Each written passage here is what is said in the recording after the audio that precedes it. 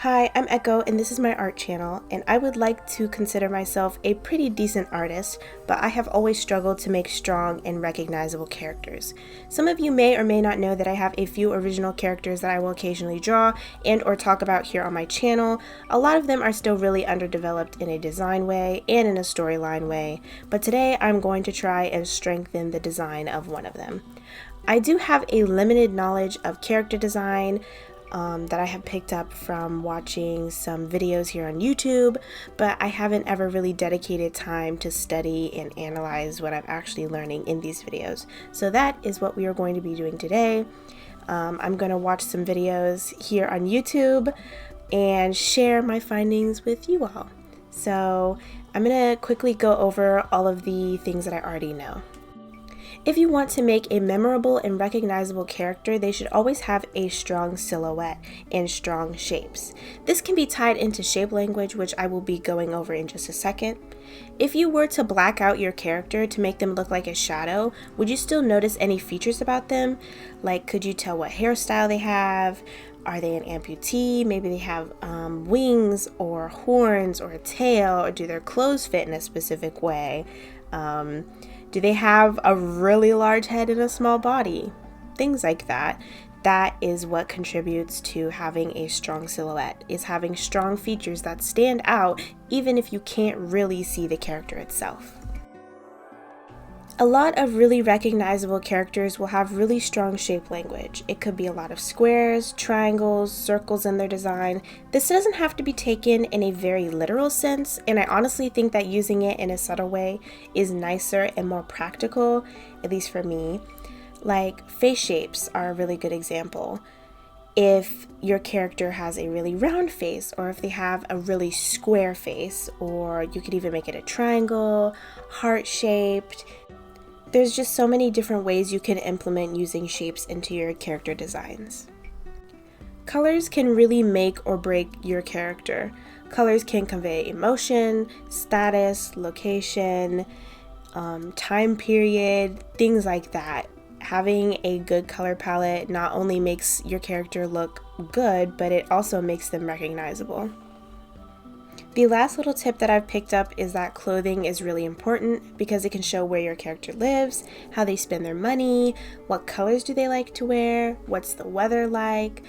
It just really tells a lot about your character with what they wear. Do they wear more modest clothing? Do they wear a bit more revealing stuff? Do they like accessories? Do they like it to be simple? It's just an infinite amount of possibilities, as you can see.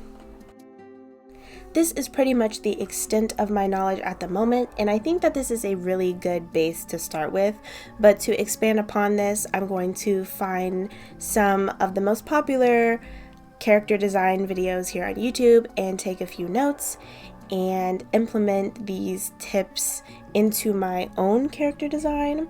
And obviously I'm going to be taking you guys along with me throughout the whole process. I'm going to be designing one of my characters that I have been neglecting for quite a little bit. I have made a couple character sheets in the past, but I really don't think these are good, and I really don't think that they show what I really want my character to look like and what I want them to feel like. Remember that list of videos I just showed? Well, one of those videos was by Subjectively, and one of the tips I learned from that video was to start by writing down ideas and intent. So that is what I'm doing here. I am writing down the aesthetic that I want him to have, his personality, just what I want him to feel like, what I want him to look like, stuff like that. And I think this really helped me later on. Subjectively also suggested that I use a mood board, which is already something that I do for all of my characters, and I've had this mood board for a couple years now, so I already had this ready to go. And now we just get into the sketching phase. I did watch all of the videos in the list, so I'm gonna go over some things that I kept in mind while drawing. From Paranoid Rats video, try out a few ideas before settling on one. I would say that's a pretty important one. Draw them a bunch. I did end up sketching him kind of in a more natural pose, just to get some more practice. Having a good story and taking into account their story when designing them, I kind of followed this one.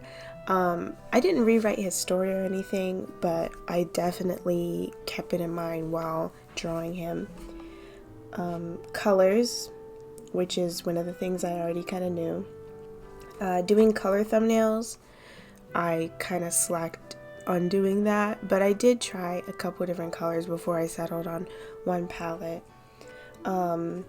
And this one I didn't do, but I think is really helpful if you're wanting to draw multiple characters, is that if they're in a cast together, then line them up in a cast line to see if they fit together, and just to get a better idea of what they look like together.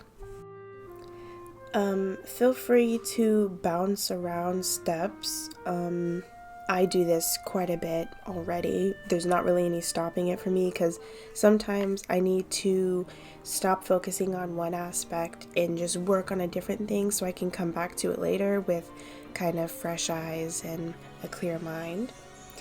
And then making callbacks to their old design, which I didn't really do, because originally this character started off as like a mouse. But that's a whole different story. Let's actually talk about the sketching now. I struggled with the face a lot. The body was easy, but like the face was a nightmare. I feel like I couldn't make him as masculine as I wanted to make him, which is fine because he's not supposed to be like a super masculine man or anything, but I didn't want to make him look super feminine either. I do think in the end that he looks pretty close to what I envision him as, but I still think that could use a bit of work. So I think drawing him more will definitely help improve that. And also just practicing male anatomy or more masculine presenting people will also help me with this.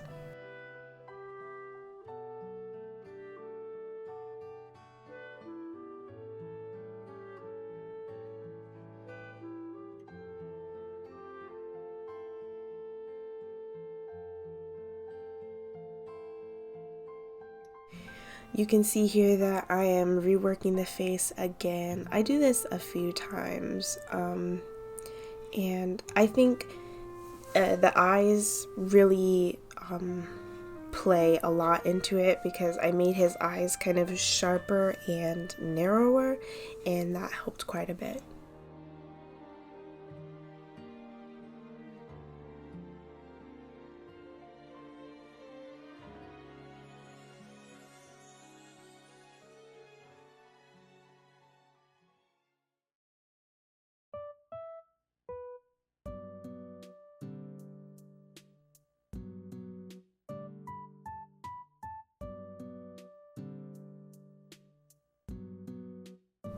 Okay, sorry if you can hear any purring. Tiger has decided to join us.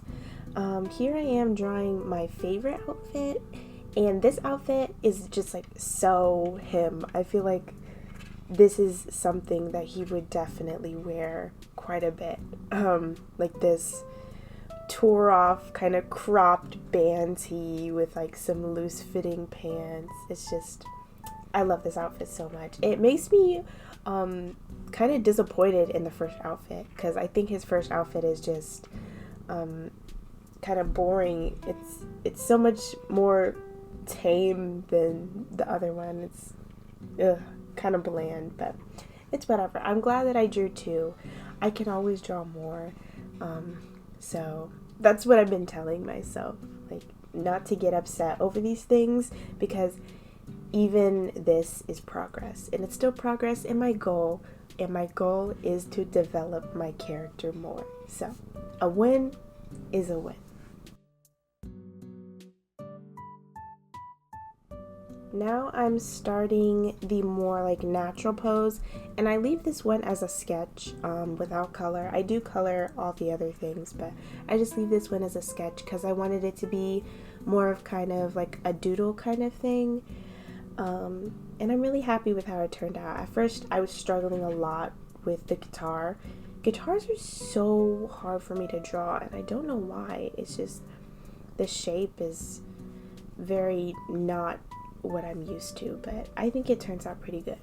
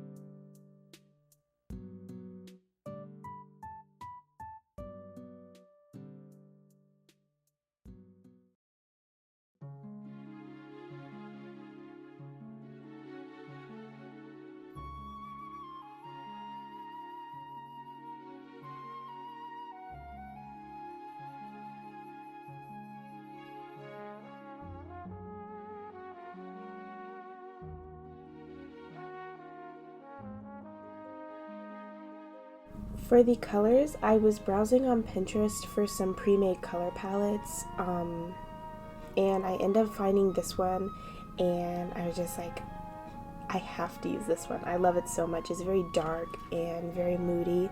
I used all of the colors from that palette besides the hair. I custom picked the hair. Also, he is supposed to be like a secret vampire. So I wanted to make his skin like kind of like translucent and pale and very vampire-y. My boyfriend, I showed it to him and he was like, oh my god, he's so gray and pale. And like that's the point. It's intentional. Normally I would not make people that look this crusty and dusty, but I think it fits him.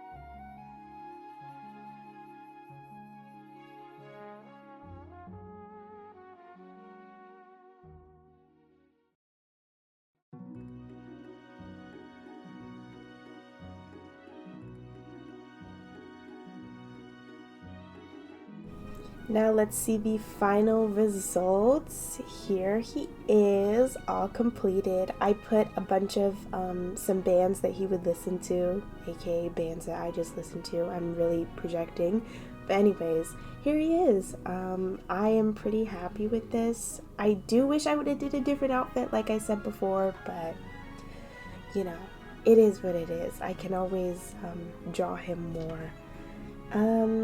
Do I think that these videos helped? I do. I really do.